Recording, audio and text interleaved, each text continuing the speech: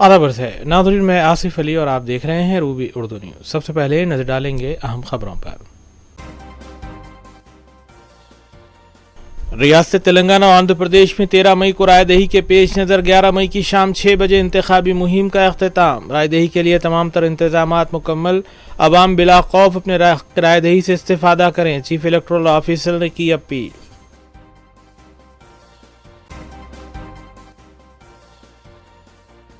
मुसलमानों को दिए गए तहफ़्फ़ुज़ात की बुनियाद पसमानदगी, बीजेपी झूठा प्रोपेगेंडा फैला रही है। वज़ीर-ए-आला रेवंत रेड्डी ने मीट दी प्रेस से किया खिताब।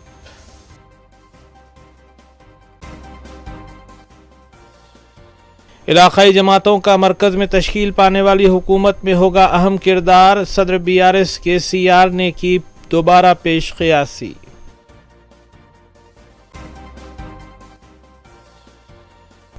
हैदराबाद हज हाउस से आज़मीन हज के काफिलों की रवानगी का सिलसिला जारी। ताहाल 1000 से ज़ायद आज़मीन मदीने मुनव्वरा पहुँच गए।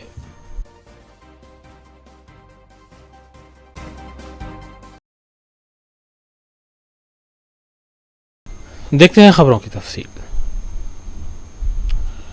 तेलंगाना और आंध्र प्रदेश में 13 मई को रायदही के पेश नज़र 11 मई की शाम 6 बजे से इंतखाबी मुहिम का अख्तिताम अमल में आया और साइलेंट पीरियड का आगाज़ हो चला है।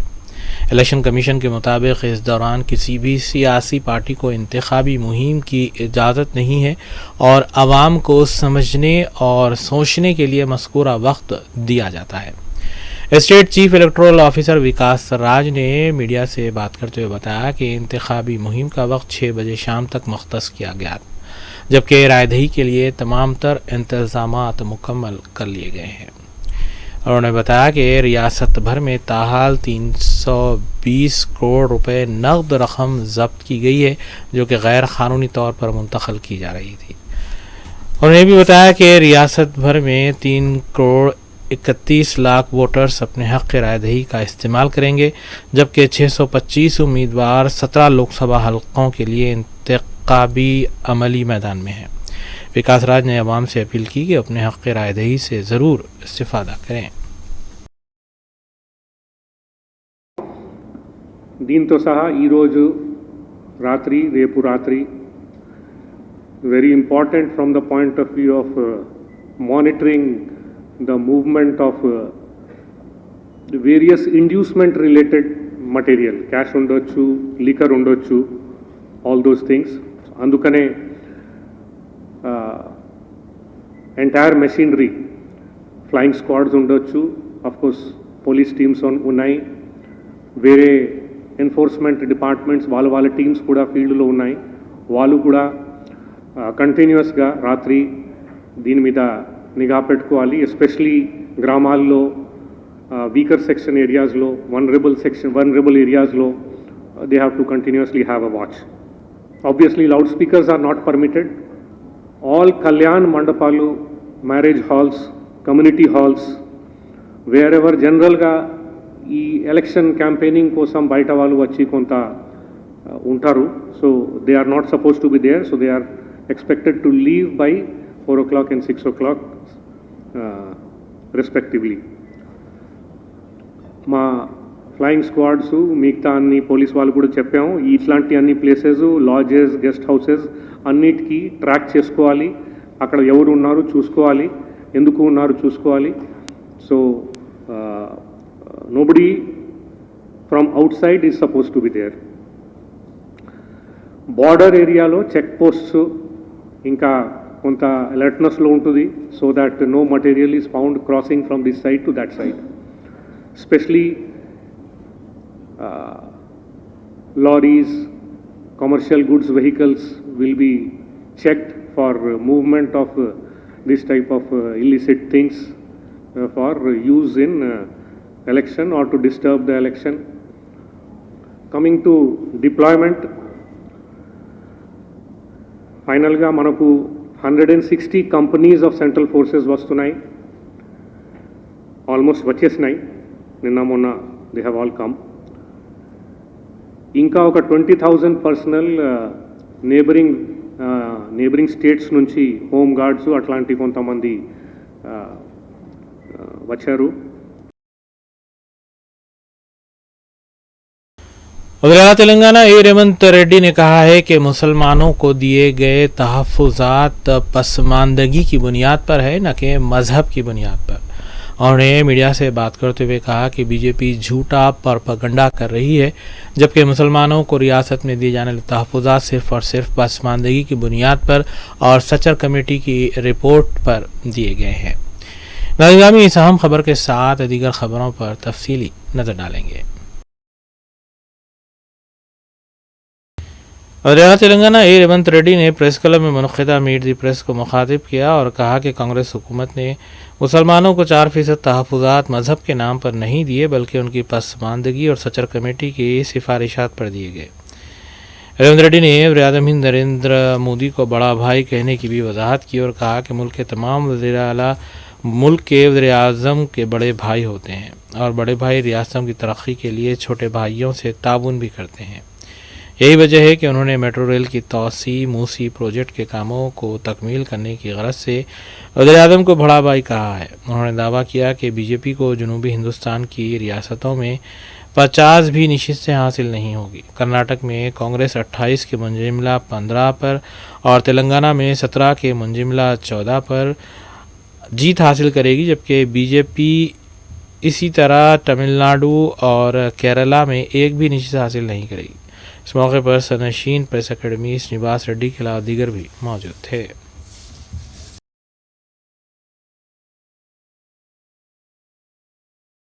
అస్సాం వెళ్ళి హిమంత బిశ్వ శర్మన్ పక్కన కూర్చోబెట్టుకున్నప్పుడు, నవీన్ జిందల్ని కూర్చోబెట్టుకున్నప్పుడు, అశోక్ చవాన్ కూర్చోబెట్టుకున్నప్పుడు ఈ తెలంగాణ రాష్ట్రంలో అత్యధికంగా ఆరోపణలు ఎదుర్కొంటున్న వాళ్ళు ఈ పక్కన ఆ పక్కన కూర్చోబెట్టుకొని నరేంద్ర మోడీ గారు ఇతరుల అవినీతి గురించి లేకపోతే ఇతరుల ఎన్నికల సహాయం గురించి మాట్లాడుతుండ్రు. ఈ ఎన్నికల్లో సహాయం పొందకుంటే ఎన్నికలు నిర్వహిస్తున్నామని వాళ్ళైతే శ్రీరాముడిని నమ్ముతారు కదా. మన రాష్ట్రంలోనే భద్రాచలంలో శ్రీరామచంద్రుడు ఉన్నాడు. బీజేపీ నాయకులు ఎవరు వచ్చి రామచంద్రుడి మీద ఒట్టే చెప్తారు, మేము రూపాయి ముట్టుకోకుండా మా ఆస్తులు అమ్మి మా చెమటను దారబోసి ఎన్నికలు నిర్వహిస్తున్నామని చెప్పడానికి ధైర్యం ఉందా? ఒకవేళ అట్లా నరేంద్ర మోడీ గారు ఆ పార్టీల కీలకమైన నాయకులు జాతీయ అధ్యక్షుడు వచ్చి చెప్తే ఈ ఎన్నికల ప్రచారమే చేయను, ఎన్నికలు వదిలేస్తాను నేను. కాబట్టి ఇతరుల మీద హోదా మర్చిపోయి కూడా దిగజారి నన్నంటే పర్వాలేదు, ఎందుకంటే నేను సమకాలీన రాజకీయాలలో ఉన్నా. రాహుల్ గాంధీ గారి మీద అవినీతి ఆరోపణలు చేయడం అంటే ఇంకా నరేంద్ర మోడీ గారు అధపాతాళానికి నైతిక విలువల్ని వదిలేసి పోయినట్టే. సర్వం త్యాగం చేసిన రాహుల్ గాంధీ కుటుంబం, రాహుల్ గాంధీ గారిని ఎవరైనా ఇతర విషయాలలో మీరు విమర్శించవచ్చు, నేను ఆ విమర్శలో మీకు ఏమైనా లాజిక్ ఉండొచ్చు, కానీ corruption charges against Rahul Gandhi or Gandhi family అని అంటే వేల కోట్ల రూపాయలు వాళ్ళ ఆస్తులు జాతికి అంకితం చేశారు. నేను చెప్పేదానికంటే మీరు అందరు విఘ్నులు, మీకు తెలుసు. ఎన్నికల కోసం గెలవడం కోసం ఈ రకమైన దిగజారుడు ఆరోపణలు వాళ్ళ హోదాకి ఆ కుర్చీకి గౌరవాన్ని తెచ్చిపెట్టవు.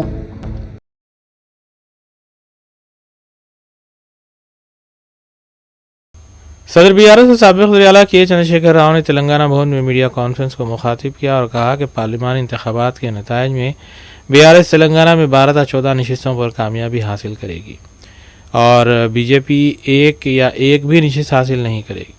मुल्क भर में 220 नशिस्तें वो हासिल कर सकती है और इंडिया इत्तेहाद को भी 2/3 अक्सरियत हासिल नहीं होगी और मुल्क की इलाक़ाई जमातें बशमूल बीआरएस अहम किरदार मरकज़ में अदा करेगी। उन्होंने कहा कि तेलंगाना की तश्कील के मौके पर रियासत में बरक़ी मसला दरपेश था, जबकि बीआरएस हुकूमत ने इसकी यकसुई करते हुए 24 घंटे बरक़ी सरबराह की और मुल्क में एक नई तारीख़ भी रक़म की।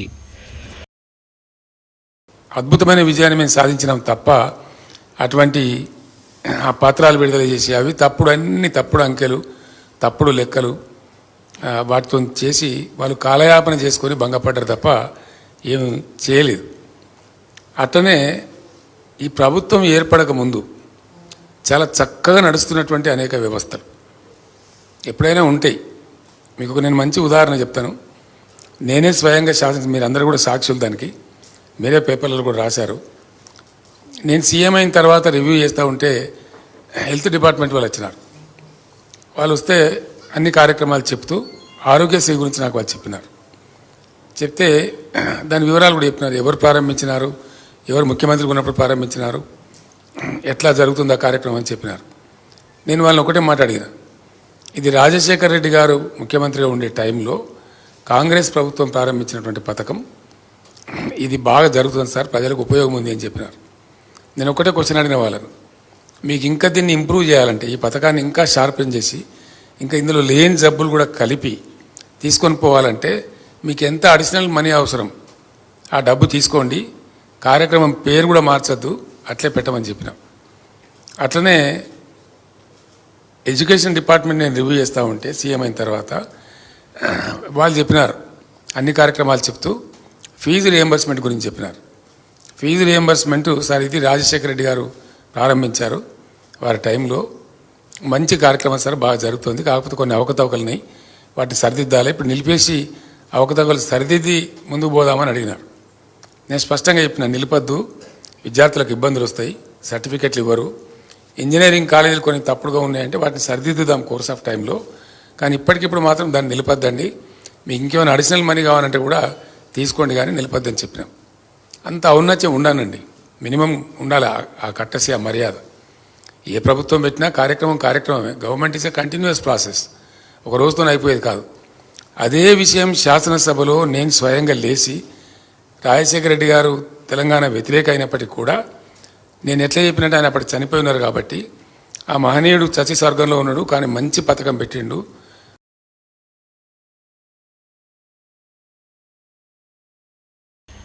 कौमी सदर भारतीय जनता पार्टी जेपी नड्डा ने तिरुपति में लॉर्ड वेंकटेश्वरा मंदिर के दर्शन किए। बाद मीडिया से उन्होंने बात भी की।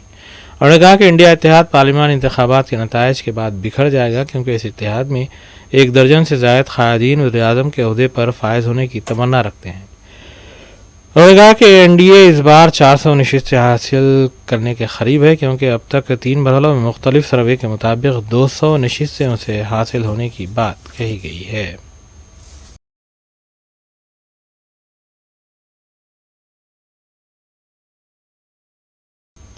रियासती वज़ीर सीतक्का ने मीडिया से बात करते हुए कहा है कि बीजेपी दलितों गिरिजनों को दिए जाने वाले तहफ़्फ़ुज़ात ख़त्म करने का मंसूबा बना रही है, जबकि कांग्रेस मुल्क की आज़ादी से लेकर अब तक SC ST तबक़ात को इंसाफ दिलाने के लिए जद्दोजहद कर चुकी है और अपने दौर इक़्तिदार में इन तबक़ात की तरक्की के लिए बड़े पैमाने पर इक़दामात भी किए हैं और मुस्तक़बिल में भी SC ST तबक़ात को उनकी आबादी के लिहाज से तहफ़्फ़ुज़ात फ़राहम करने का मंसूबा रखती है।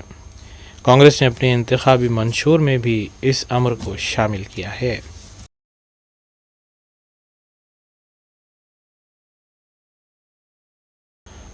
हैदराबाद में वाक़े हज हाउस से आज़मीन हज के काफ़िलों की रवानगी का सिलसिला जारी है। हज हाउस से आज़मीन हज को हैदराबाद में वाक़े शमशाबाद इंटरनेशनल एयरपोर्ट ले जाया जाता है, जहां से वो मदीने मुनव्वरा परवास कर रहे हैं। ताहाल 1000 से ज़ायद आज़मीन मदीने मुनव्वरा पहुँच चुके हैं। नाज़रीन, इस खबर के साथ दीगर खबरों पर तफसीली नज़र डालेंगे सना अहमद के साथ। हैदराबाद से आज़मीन हज के काफिलों का सिलसिला जारी है। हफ्ते की सुबह सऊदी एयरलाइंस की 3 परवाज़ें 855 मुसाफिरीन के साथ मदीने मुनव्वरा के लिए रवाना हुईं। अब तक 1995 आज़मीन मदीने मुनव्वरा पहुँच चुके हैं। हज कमेटी के जिम्मेदारों और उलमा की तरफ से आज़मीन के काफिलों को झंडी दिखाई गई।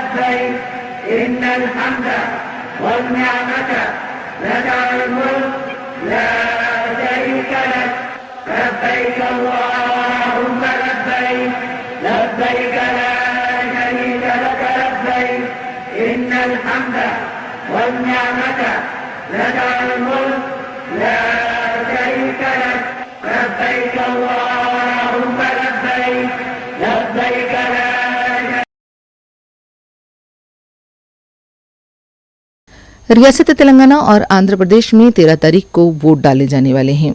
इससे पहले गैरकानूनी तौर पर रकम और शराब की मुंतकिली के इम्कानात के पेश नज़र पुलिस चौकस है, लेकिन इत्तेफाकी तौर पर आंध्र प्रदेश के मशरक़ी गोदावरी में वैन और लारी के तसादुम से गैरकानूनी तौर पर ले जाई जा रही 7 करोड़ रुपए की रकम पकड़ी गई। तफसीलात के मुताबिक मिनी वैन विजयवाड़ा से विशाखापट्टनम जा रही थी। हाईवे पर लारी से टकरा गई और इस हादसे के साथ ही वैन उलट गई और इसमें मौजूद रकम से भरे डब्बे बिखर गए। मुकामी पुलिस जवान इतला मिलते ही जब मुकाम वाक़े पहुंचे तो उसने देखा कि डब्बे रकम से भरे पड़े हैं। फौरी आला हुक्काम को इत्तला दी गई। हुक्काम ने बताया कि तकरीबन 7 करोड़ रुपए की नकद रकम पाई गई है।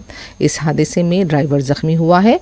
ड्राइवर से पूछताछ जारी है। रकम किसकी है और किस लिए ले जाई जा रही थी, इसकी तहकीकात की जा रही हैं।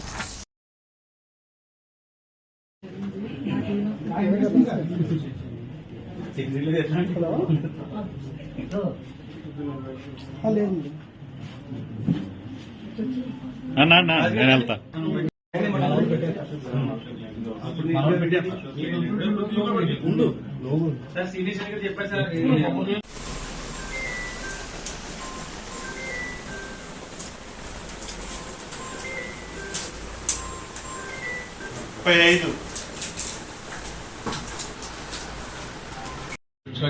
ఈరోజు ఉదయం సుమారు 6 గంటల టైంలో విజయవాడ వైపు నుంచి రాజమండ్రి వైపు వెళ్లే అశోక్ లేలాండ్ దోస్త్ వెహికల్ వచ్చేసి ముందు వెళ్తా ఉంది. దాంట్లో వచ్చేసి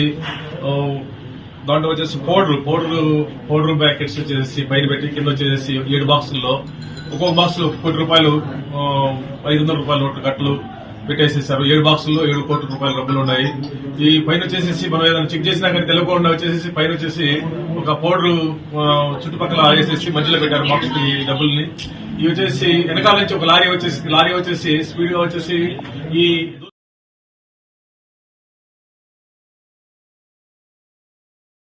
तेलंगाना के महबूबनगर जिले में जरचल्ला के पास बालानगर पुलिस ने तलाशी मुहिम के दौरान तकरीबन 3 करोड़ रुपए की शराब की बोतलों को जब्त कर लिया है।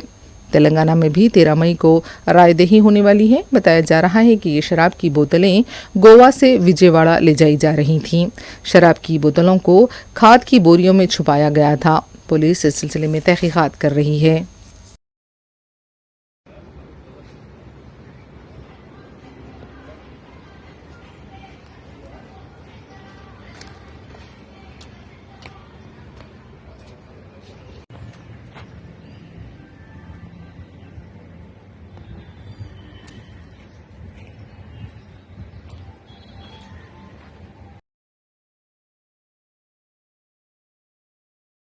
रियासत तेलंगाना में 13 मई को कहीं हल्की तो कहीं तेज़ बारिश की पेशकयासी की गई है।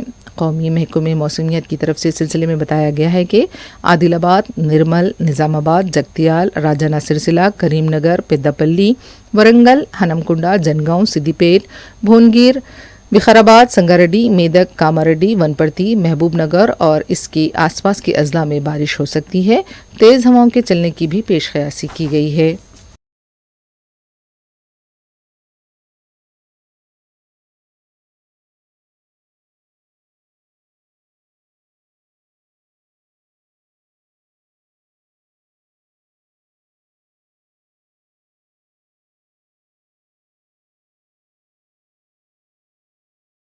रियासत तेलंगाना में 13 मई को होने वाले लोकसभा इंतखाबात की रायदही के पेश नज़र हफ्ते की शाम से शराब की दुकानें 3 दिनों तक बंद रहेंगी। 3 दिनों तक दुकानों के बंद रहने के अहकाम भी जारी किए जा चुके हैं। शराब की खरीदारी के लिए दुकानात पर हुजूम देखा गया।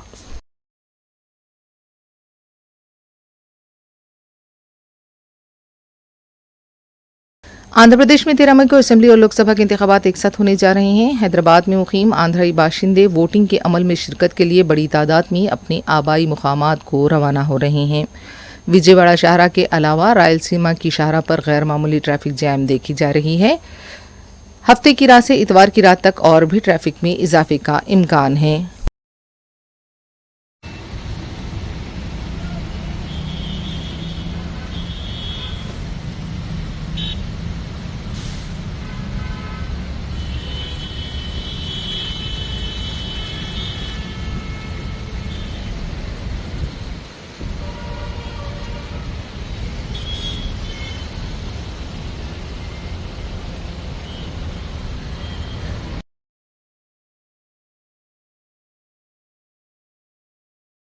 आंध्रा जाने वाले मुसाफिरीन का हैदराबाद के मुख्तलिफ बस डिपोज और रेलवे स्टेशन पर हुजूम देखा गया। 3 दिन की तातील और फिर इंतखाबी अमल में हिस्सा लेने के लिए अवाम की बड़ी तादाद अजला को रवाना हो रही है।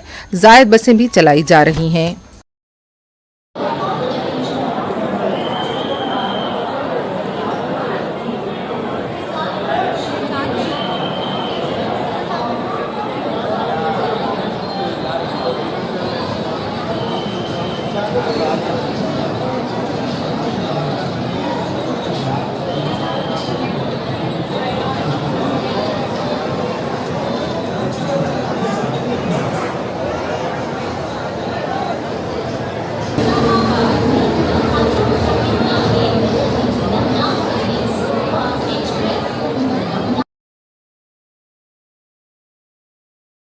सिराजुल उलेमा एकेडमी हैदराबाद के सदर मौलाना मोहम्मद नईमुद्दीन हुसामी ने आवाम से अपील की है कि वो 13 मई को अपने घरों से निकलते हुए अपने वोट का इस्तेमाल करें।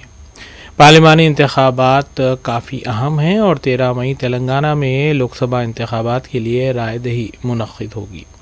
उन्होंने कहा कि वोट का इस्तेमाल ज़रूरी है। मौजूदा दौर में फ़िरका परस्त ताकतों को शिकस्त देना भी लाजमी है। उन्होंने आवाम से अपील की कि वो अपने वोट का ज़रूर इस्तेमाल करें। बिस्मिल्लाहिर्रहमानिर्रहीम नहमदुहु व नुसल्ली अला रसूलिहिल करीम। नाज़रीन किराम, अस्सलामु अलैकुम व रहमतुल्लाहि व बरकातुहू। जैसा कि आप सब जानते हैं कि हमारे हिंदुस्तान की पार्लियामेंट का इलेक्शन चल रहा है। अब तक 3 फेस हो चुके हैं। अब चौथा फेज 13 मई 2024 को होने वाला है, जिसमें हमारे तेलंगाना के 17 सीट भी हैं। तो मैं इस सिलसिले में आपसे ये गुजारिश करता हूँ कि जो भी वोटर हैं वो अपने वोट का इस्तेमाल ख़ास तौर पर करें और ये न समझें कि हम एक वोट नहीं देने से क्या होने वाला है। गफलत मत कीजिए, इसलिए कि यानी वो जो मामला है, लम्हों ने ख़ता की थी, सदियों ने सज़ा पाई। ऐसा ना होने पाए कि वोटिंग का दिन गुजर गया और आप अपना वोट का इस्तेमाल नहीं करें तो नतीजे में जो है आपका पसंदीदा उम्मीदवार आने के बजाय हार जाएगा या जो भी कुछ है। तो इस लिहाज से अब ये जो चौथा फेस है जो 13 मई 2024 को होने वाला है हमारे तेलंगाना स्टेट में, उस सिलसिले में मेरी आपसे अपील है। दरगाह हज़रत सैयद शाह मोहम्मद वली वाक़े बाबा नगर नाचारम का 51वां उरूस बसद अक़ीदत व एहतराम के साथ मनाया जा रहा है। दरगाह हज़रत सैयद मोहम्मद शाह वली रहमतुल्लाह अलैह वाक़े बाबा नगर नाचारम मलकाजीरी मिलचल डिस्ट्रिक्ट बसद अक़ीदत व एहतराम के साथ मनाया जा रहा है। ये 51वां उर्स है, जिसमें जुमा को संदले माली तक़रीब और हफ्ते 11 मई को महफिल समा और बज़्म चरागा मुक़र्रर है। तफ़सीलात के मुताबिक जुमा को बाद नमाज इशा जुलूस संदल दरगाह शरीफ से बरामद होकर मुख्तलिफ मकामात से होता हुआ दोबारा दरगाह शरीफ पहुँचा, जहाँ संदल माली की रस्म अदा की गई। इसी तर्ज पर हफ्ते को बज़्म चरागा और महफिल समा मुनक़िद हुई। दरगाह कमेटी ने इस सिलसिले में तमाम तर इंतज़ामात किए थे। उस तक़ारीब में मुरीदीन मुतक़िदीन के अलावा दीगर ने शिरकत की।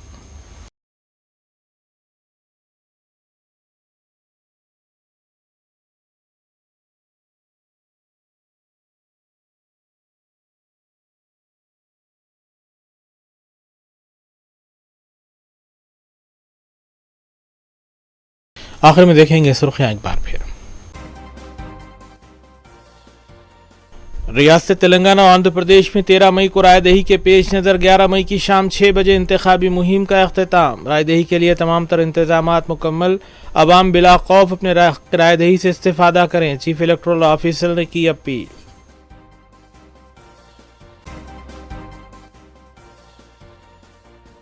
मुसलमानों को दिए गए तहफ़्फ़ुज़ात की बुनियाद पसमानदगी, बीजेपी झूठा प्रोपेगेंडा फैला रही है। वज़ीर-ए-आला रेवंत रेड्डी ने मीट दी प्रेस से किया खिताब।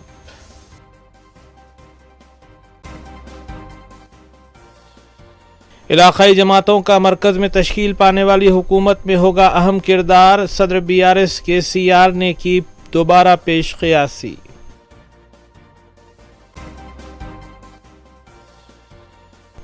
हैदराबाद हज हाउस से आज़मीन हज के काफ़िलों की रवानगी का सिलसिला जारी। ताहाल 1000 से ज़ायद आज़मीन मदीने मुनव्वरा पहुँच गए।